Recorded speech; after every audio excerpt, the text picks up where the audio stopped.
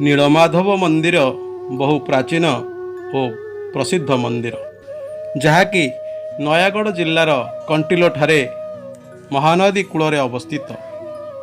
यही मंदिर रे विष्णु को स्वरूप भाव रे नीलमाधव पूजा पाती। श्रीक्षेत्र पुरी रे जहाँ दारु ब्रह्म एठी ताहा ब्रह्म, पुरी रे जहाँ जुगांतर एठी ताहा कल्पांतर। श्रीक्षेत्र लीलाक्षेत्र होइथिबा बेले यह हेउची गुप्त क्षेत्र त्रिवेणी क्षेत्र।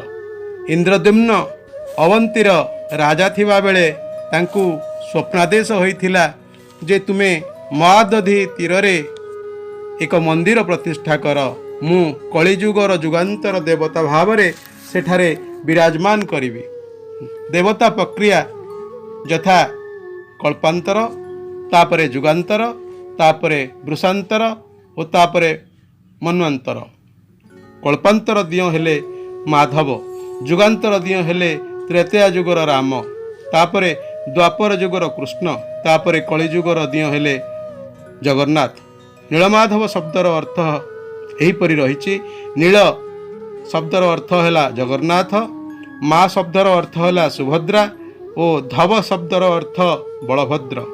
ब्रह्मा प्रथमे नीलमाधव को एहिठारे पूजा करुथिले।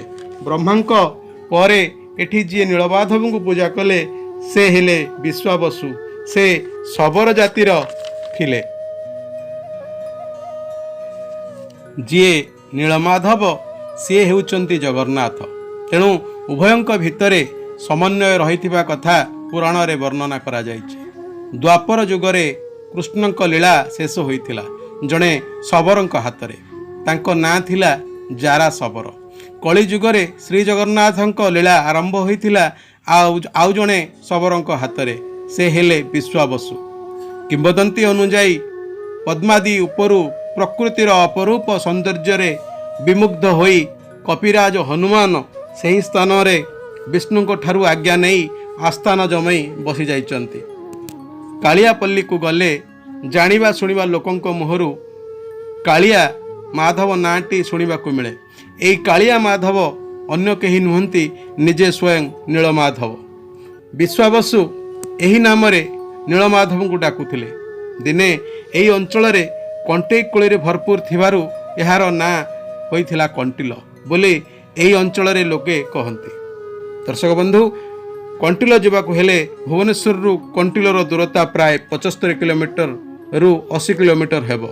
खोर्धारू बलांगीर जाऊ जाऊ बाघमारी छक बामपटे रास्ता कंटिल को लंबीची।